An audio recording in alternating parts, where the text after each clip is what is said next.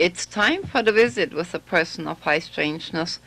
In the meantime, it got a little cold outside, so we came inside. To remind you, these were the series that we was having audio problems all the way through. Well, almost all the way through, and but they were just too good to scrap, and so I'm just going to tell you what I think I said. How about that? There is a contraption on the dashboard that every once in a while you see it gets in the middle of the picture, and what happened is I'm explaining it. Originally I wasn't sure if I had to make this trip by myself, so after the Toyota came along, I built this little contraption that I could sit the camera on, where I would push a button and I could do the whole thing by myself. And then I got lucky and Tina went with me. And to remind you, we was teaching her and you how to use a camera. And but we didn't take it down. And so every once in a while you will see that. We are still in Oregon. We came to areas with forest fires. And it's surprising anything still stood from the year before. And but we coming closer to home here. And Tina was doing really good by now. And gee, this is number 11 already, so we're almost there. Like I said, we are still in Oregon. So let's see if I can give you a little sound on this at least. So here we are. We had left the Juniper Hotel the night before. That was actually in Madras. What happened is we were on 97. We wanted to go to the Dalles. We were on a straight line. In some kind of way, on a straight line, as sometimes happen, it took us somewhere totally different. On this particular show here, it actually had some beautiful footage, and I'm really partial to it. And Claudia and I, CK and I, the year before, we had driven you to Laramie, Wyoming, and had a beautiful sunset. And we were able to do that because normally we are not out that late at night. So the only sunset I ever had was there. This is the only time you will ever see a sunrise. We thought we could finish the last leg of the trip in one day. So we left very, very early. And we ended up on the Warm Springs Indian Reservation. And the sunrise is so spectacular. At a later time, maybe we'll do a sunrise and a sunset at the same time.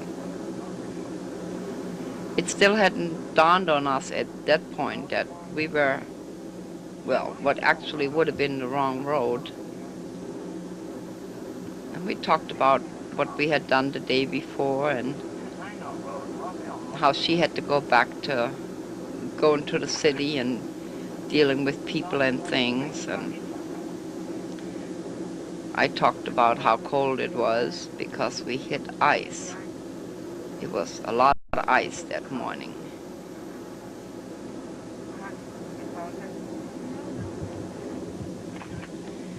So the conversation in the car wasn't really relevant, and most of the time it isn't.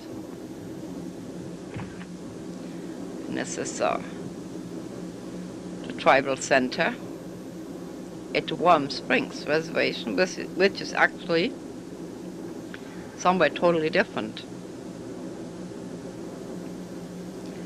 than where we were on a straight line.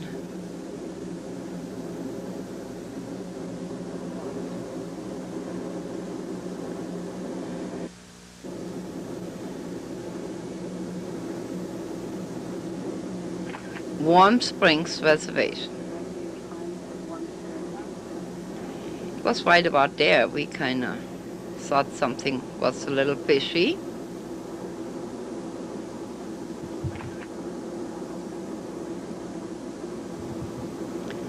And it was still winter time, so April 3rd was early in the morning, 8:30. My friend Lisa goes to the reservation there in the winter time sometimes, and I could never understand why she would want to go so far away.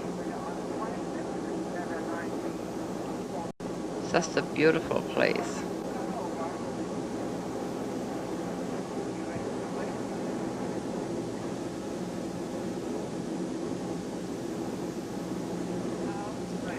Just to remind you, when Tina sees something, she wants it now. She'll pull it in like that, and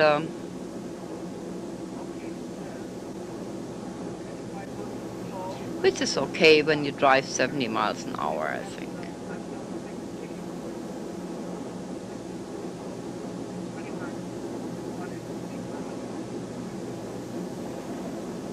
It was so cold. We had never been there before.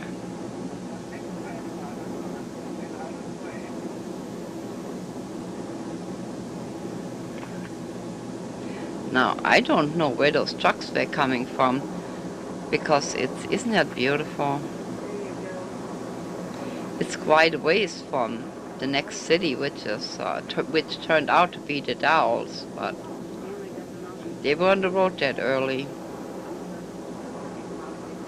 and almost through the whole, what, 150 miles maybe.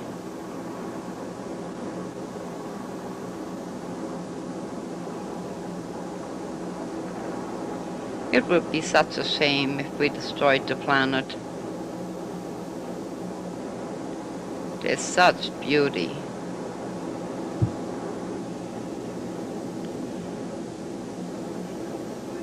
That's actually ice. I don't know if you can hear it. It's ice on the bridge.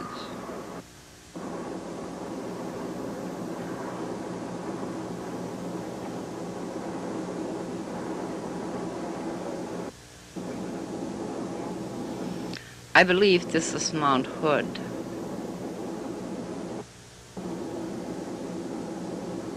Yeah, it's a big boy.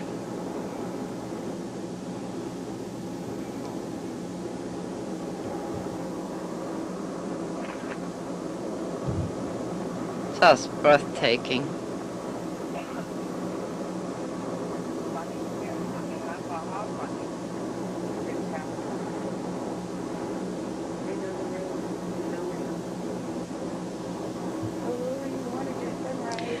When you film sun, sometimes you cannot identify what it is in the view, in the viewfinder, so just follow your instinct and let it roll, and then when you get all done filming, when you look at it, you'll be surprised how good this whole thing came out. It just blinds you all the way, you're just blind. And needless to say, it looked like that to me while I was driving. And there was a little further up the highway, I really couldn't see anything. Looks like a painting.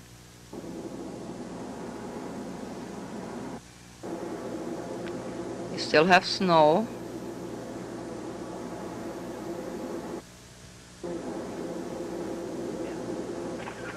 Just beautiful. I'm not sure if that's the mountain or cloud in the background there.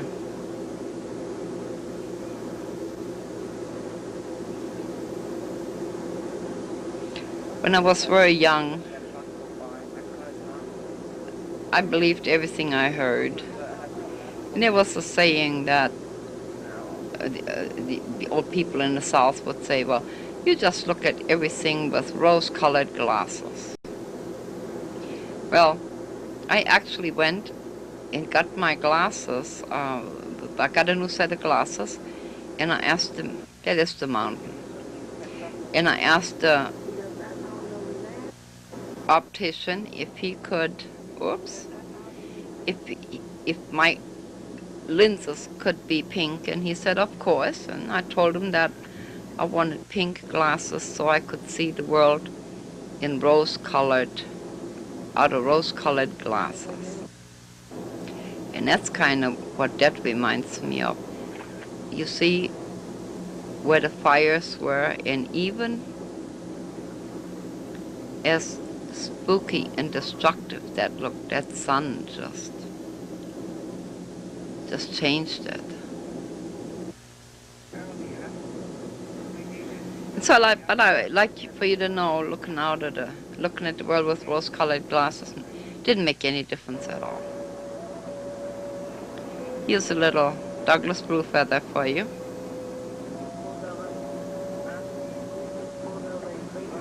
Since we are on Native American land,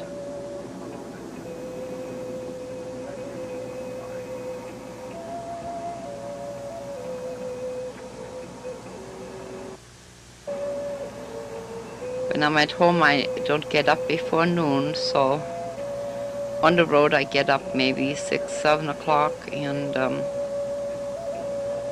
so being out at 8:30, 9 o'clock is not unusual. And sometimes I wonder what I'm missing while I'm sleeping, but then I see all the things at night. The lights in the sky and the orbs, and I'm able to report that to you that sleep at night.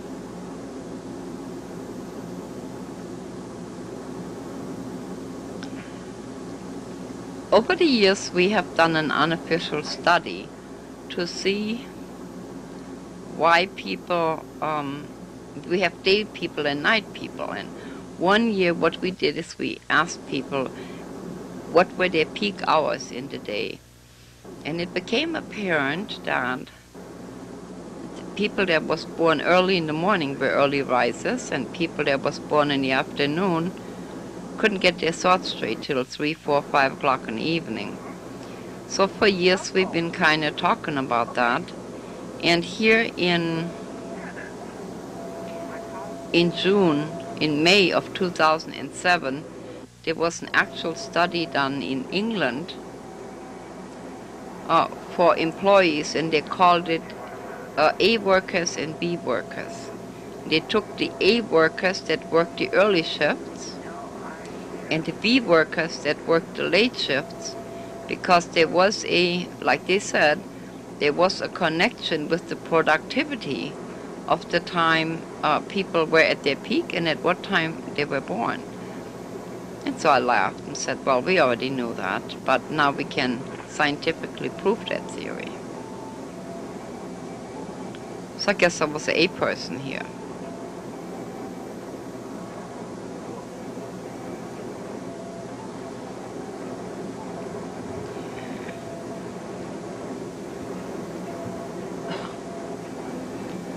I also like for you to know it took a total, this is what I mean. When we came through here, I couldn't see anything. Tina, it was ice on the ground there, maybe you can see it. Tina said, left, right, you're doing good. I couldn't see anything. The only other time this ever occurred was in Boise, Idaho. It had rained and the sun hit the pavement. Now this is the Jupiter restaurant. And this looks like the wetlands, the badlands of the Dakotas, but it's actually in Oregon. I was in the middle of telling you a story, and I can't remember where I left off.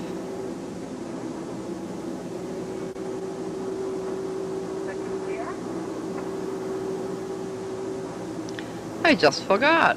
I got so sidetracked. Oh yeah, I remember. From the time we filmed this in April 2006, the inserts were filmed in August and September 2006. It is now June 2007. So please add up how much time was spent on putting these shows together. Close to, 15 months? And I'd be so glad once they have aired and you can see them, because they've been all over the place without these flaws. And I'd be glad when I'm done with them.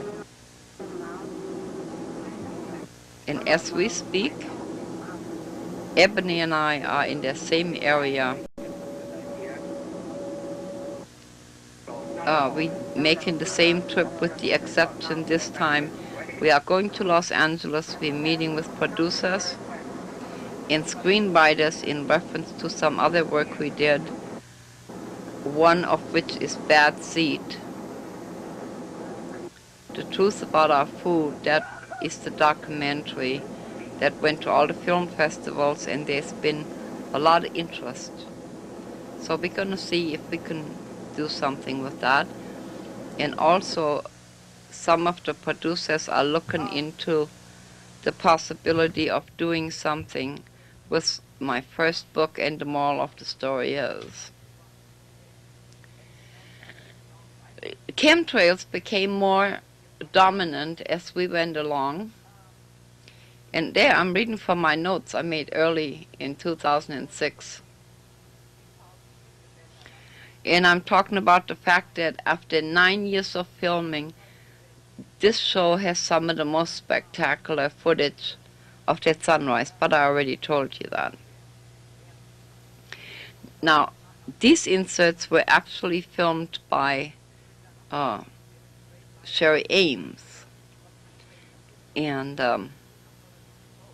our camera person from Tonino. In the meantime, she has moved to Alaska, and a few weeks ago we aired a show where she talked about how they fell in love with this house and just needed to buy it, and they did. They're all moved in by now and happy, and thought they made the right choice about relocating to a place that universe took them to. At this time, their house in Tonino is still for sale, I believe. And Sherry will still work with us. And so nothing has changed there. Back to our beautiful sunrise, not edited. Originally we was going to go to the studio for the inserts, but then we decided against it. Bernie Salazar is still in California, and he always did such a good job in the studio with creating the sets, and he would put me in balls and lighthouses, and we could never duplicate that with any of the other directors that we had encountered. And so we thought we'd leave the studio up to Bernie. And he's going to be back here in a few months, and we'll go back to the studio. I talked to him the other day and complained about my audio problem here, and told him I had no clue how this happened. And so he had some suggestions. I followed, and it looks like it's going to work. You see the ice on the ground. Anyway, he said I should tell everybody hello, and he would be back here shortly. I don't know what that is. Oh, I know. That was a crop duster, and he was dumping something out of the plane. That's what that was. And now Tina was really good at spotting things in the sky. That's a little place where you put your car in first gear.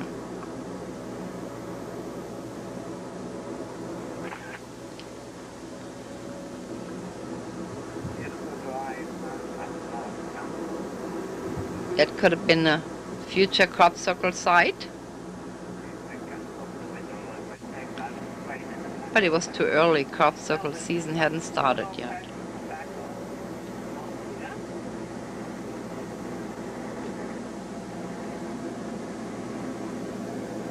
Yep.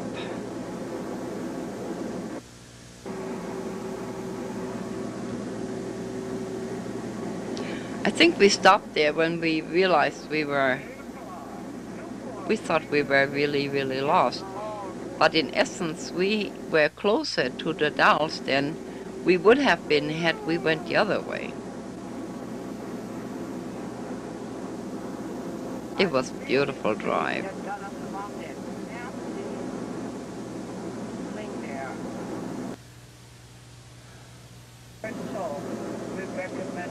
Back to the cows, Oregon cows.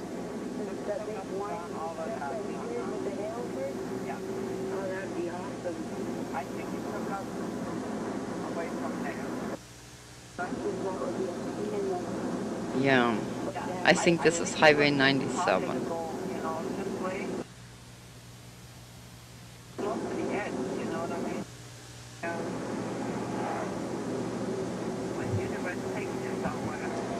Yeah, we were lost.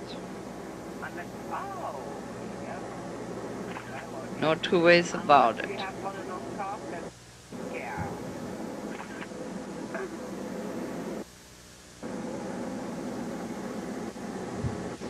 It was right after 9/11 when we chose to start filming on the documentary Bad Seed. Now, Adam Curry was the young man that drove a French fry car, one of those biodiesel cars, all over the country to interview young people and go to demonstrations and interview experts and things. It was my job to film cows,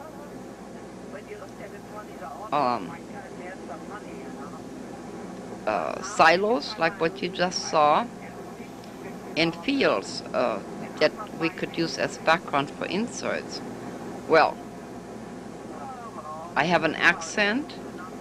We're driving along with the camera, so at that time it was not a good thing to film food supply in storage places. So when we would go in an area like that, we would go to City Hall and tell them who we were and what we intended to do. And that's how we got that footage. So, but last year we didn't have to ask for permission because things have calmed down pretty much.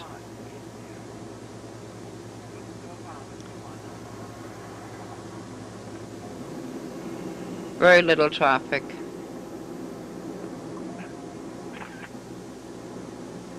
Looks like we went all the way around Mount Hood. Notice the pretty colors. I didn't know there were that many greens.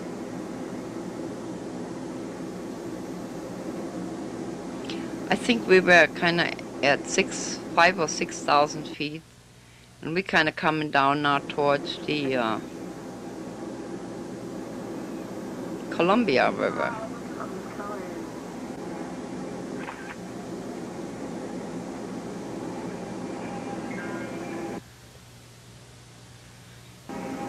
Just down, down, down.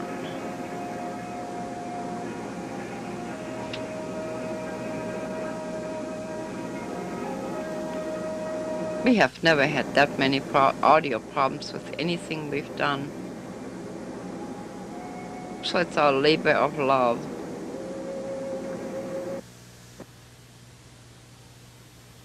That kind of looked like eventually they could be grown wine or grapes.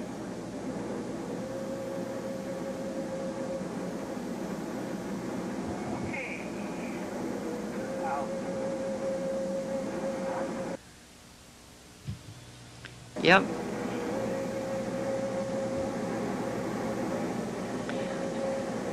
It was getting a little warmer, so we didn't encounter ice like we had up on top of that elevation.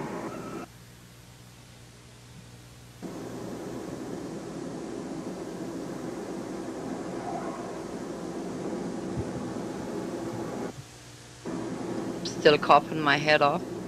As we speak, everybody has these weird coughing spells.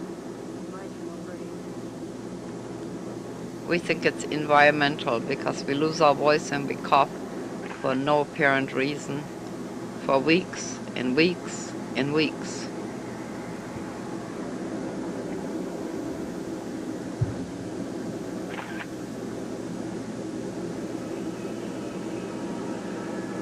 If you had the same thing, we hope you survived it.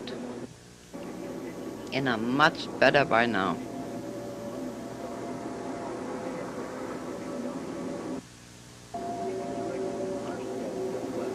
We're still coming down.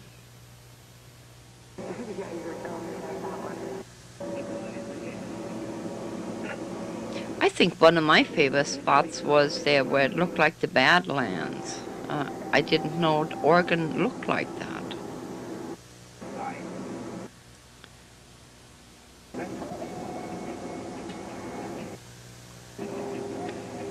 So we're almost at 84. This is to the Dalles Bridge. Going into the Dalles. Now Google put their main building there where all the servers come in, and the reason for that is that they're running the power off the dam that's there.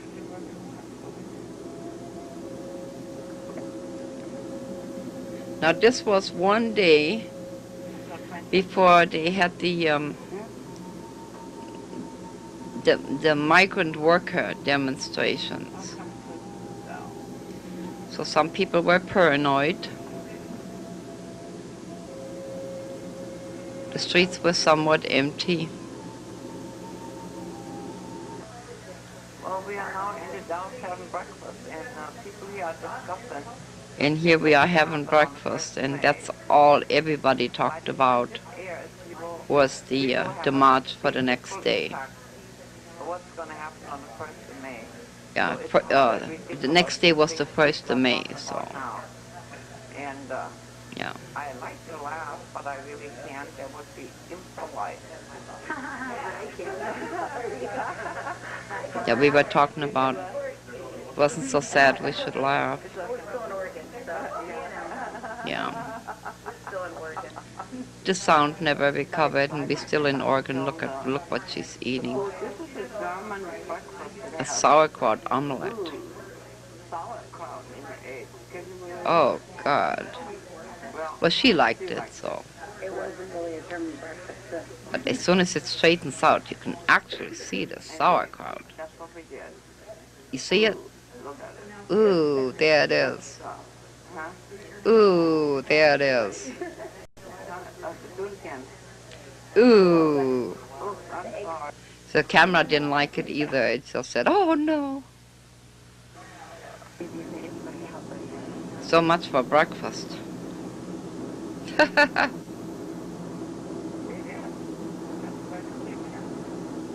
I see the fire there every time I'm in the Dalles. There's a fire. It just never fails. I've been going through there for 10 years. Oh, there's smoke in it. That's what they're doing on. Yeah, you can see what I was trying to tell you about that reflection there. Now this is the dam. It's a little restless, but it'll get a little better here in just a moment. Pretty cool, huh? Not good. There it is. I'm not sure where the Google buildings are, and I'm not sure if they were there at that time. Okay. That was the first time I've ever come through there where the dam was actually open, and we could comprehend the power of the water coming down that mighty river.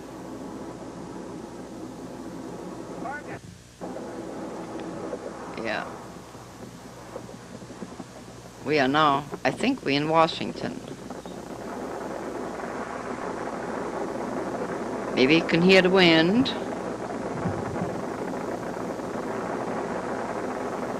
So much water.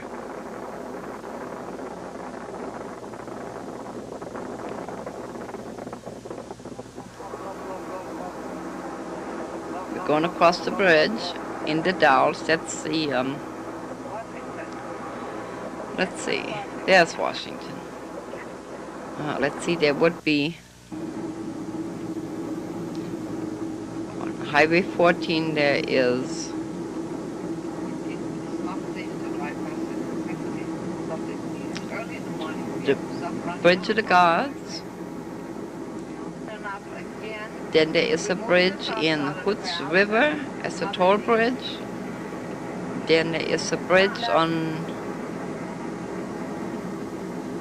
There we go. That wasn't it's that another bad. little bridge across. Then there's this one, and then the one on Interstate 22.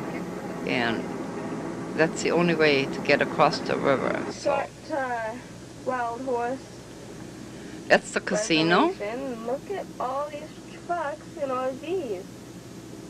We missed them. They weren't on the pass, which is good. I think Just camping out. it's Umatillos that Go through here. own this casino here. They have an elaborate, Go casino, see? they have an elaborate Casinos, a when you're in an museum, RV, you can but park it was in just too casinos early, and at Walmart. and we couldn't. It wasn't open yet, so we couldn't film that for you. There we are. Lots of overnight parking for RVs, They have a gift shop. We got going. and a lot of the trucks parked there also. I was going to do that with Claudia, and we went to the truck stop up here and asked what they It's did. still dark. They said nothing, so we didn't get it the long time. I don't know what time it fully gets light that early in the year. Doesn't look like nothing. Isn't it pretty? Pretty, huh?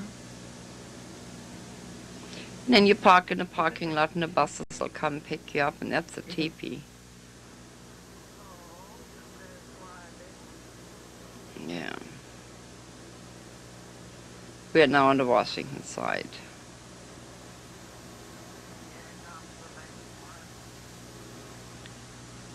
Yeah.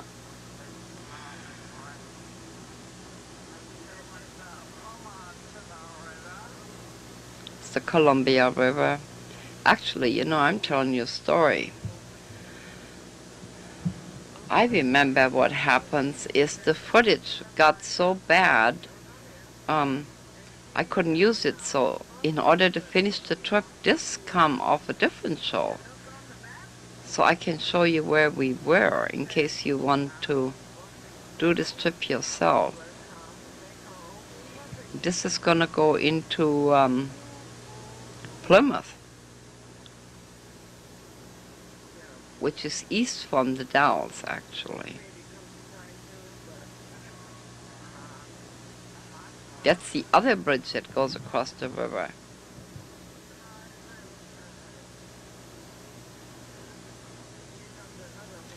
Yeah, it is. That's the other bridge, the very last one that goes across the river into Washington.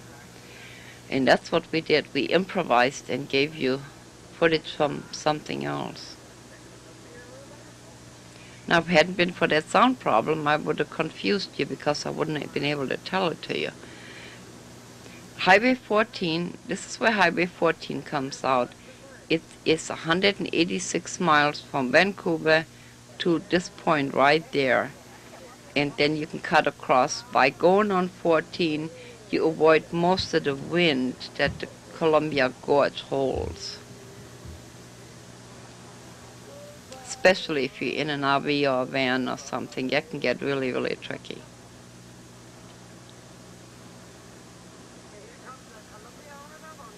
That's the Columbia River on the left.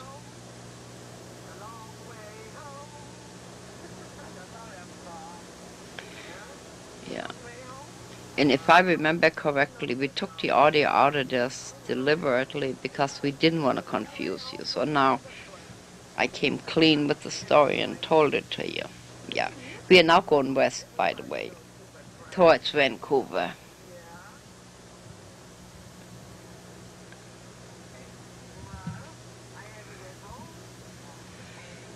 Yeah. If you leave Olympia at 4 in the morning, you'll get to that point about, I would say, about 9:30.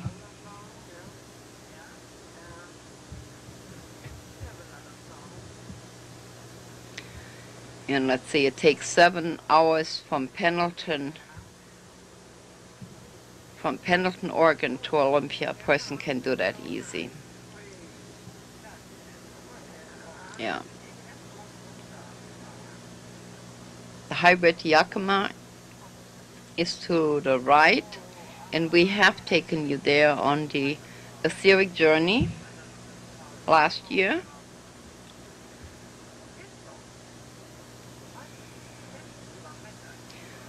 So you actually have quite a few options at this point. You can go on the interstate, you can cut north or east. You just got to get off of Highway 14, that's all. The best time to do Highway 14 is if you, I would say between 5:30 a.m. and then again like 10:30 a.m. This way you'll avoid the trucks. Most of them leave Vancouver about 7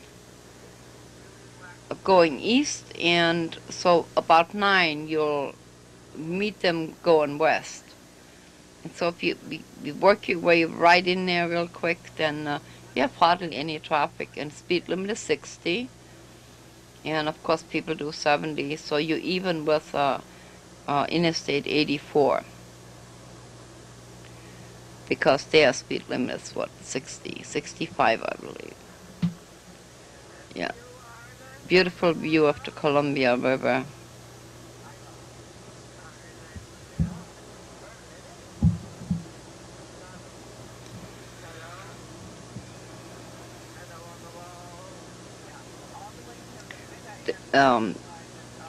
Looks like a lot of sand banks there. We had a shot of a ship.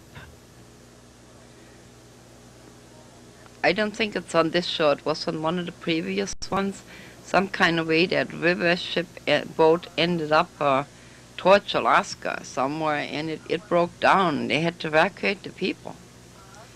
And so I don't know how they can do steamboats, river steamboats, and put them in the open ocean. I never did understand that. Yeah.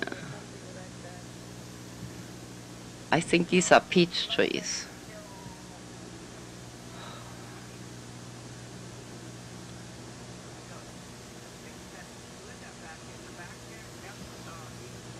Maybe we'll give you a little music here. Let's see what we can master up. Let's see what we got here. I'll reach over here and find something soothing for you.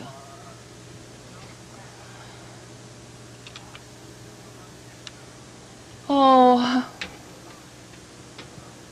let's see what we have here. I have no idea what this is. Why don't I put this in and we'll listen to it together. Let's be surprised. Let's see what we have here.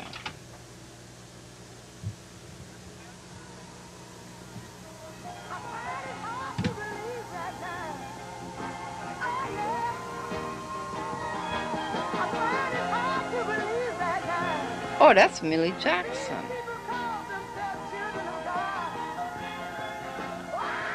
She's singing about her cheating lover.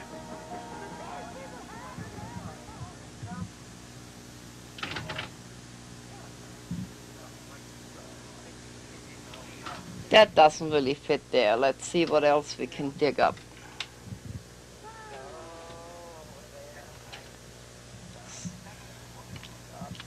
Let's try this.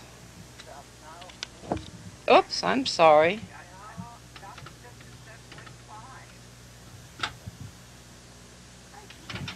Yeah, let's try this for a minute here.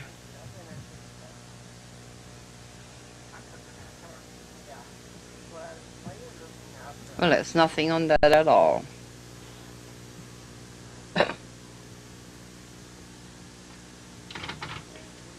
We are still on Highway 14. See if we can get something out of this now.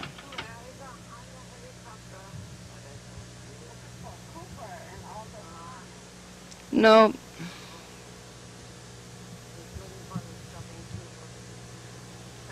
no, it just doesn't want to cooperate. Let's see.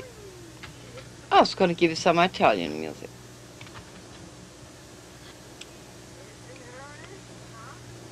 Now, if this doesn't work, I'll just give up. Then we don't want music. Let's see here.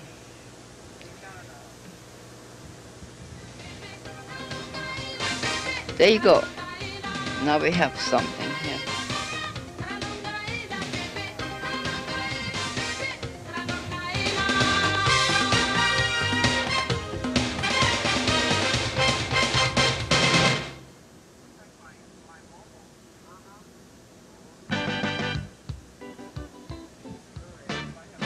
They actually put angel hair on some of these trees. I don't know if that's to keep the birds away or what, but I've seen that several years. Yeah, I think we're heading for Stonehenge again. Let me play a little music for you here. Yeah. It's for my DJing days. I used to DJ on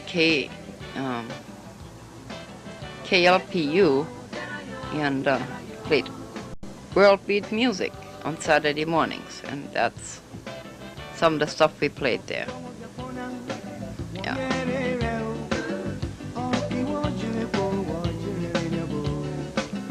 Some of this fast footage, I can't blame that on Tina because, like I said, this comes off of a different show. Yeah. So,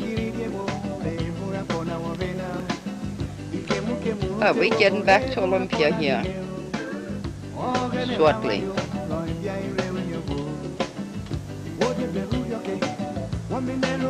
Stonehenge is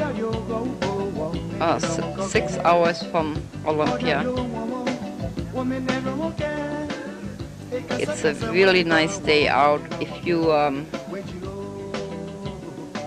you go there early, the Murray Hill Museum is beautiful. I don't think you can get back on the same day, so they have pretty okay hotels in the Dalles, but it would make a nice family outing, you know, if you don't want to go too far away for a summer vacation.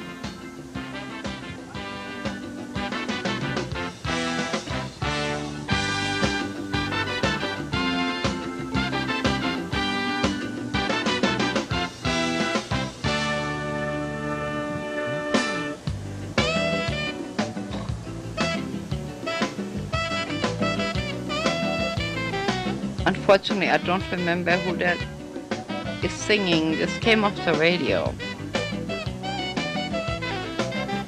So if you hear DJ talking, that would be me.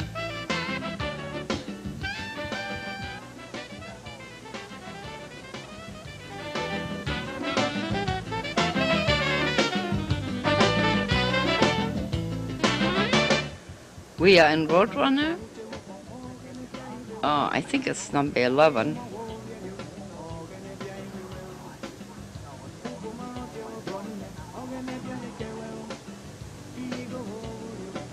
You look at those rocks. These are lava formations that came from our local volcanoes. You are maybe 70 miles south of Mount St. Helens. So, long time ago, I couldn't tell you which one of the volcanoes deposited all this lava. So Mount Hood is on the left side of the river,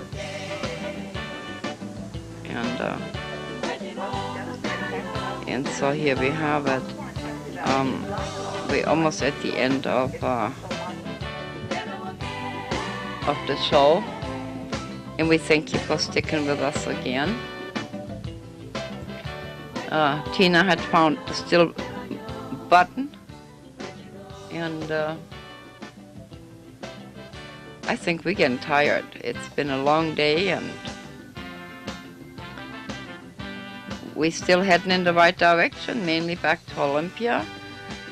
The people, the friends in Germany, they have a German version where we translated a lot of things. They had seen these shows in, I think it was October of last year, and so for the German viewers, if you want that edition, more than call us and we'll see what we can do about it. So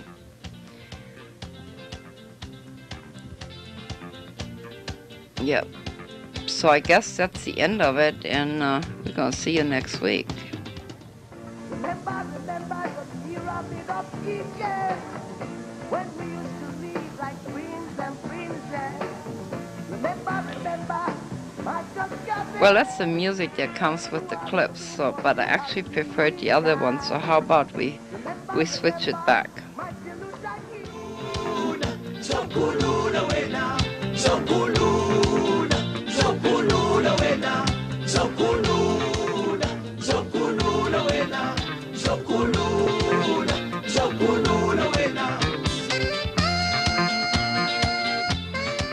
Now this is Johnny Clegg, I know that. Johnny Clegg was the first Caucasian musician playing with South African bands during apartheid, when it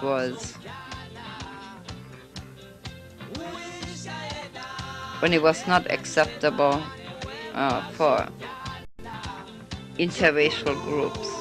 Zokulula wena, zokulula, zokulula wena, zokulula, zokulula wena, zokulula, zokulula wena, zokulula, zokulula wena.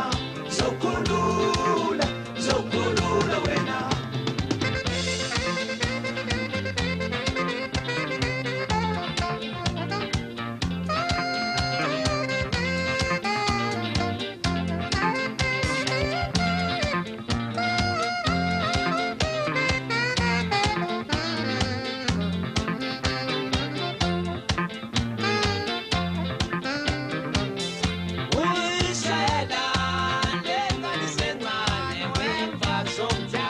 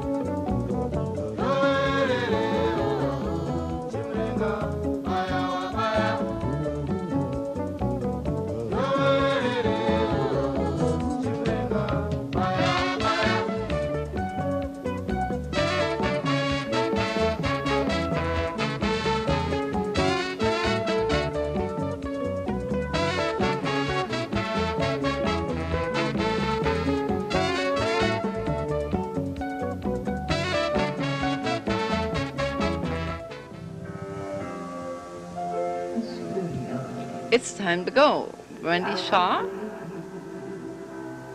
Rock and Roll Hall of Famer, singing us out with Lilian, Miss Lilian. We see you next week. Bye.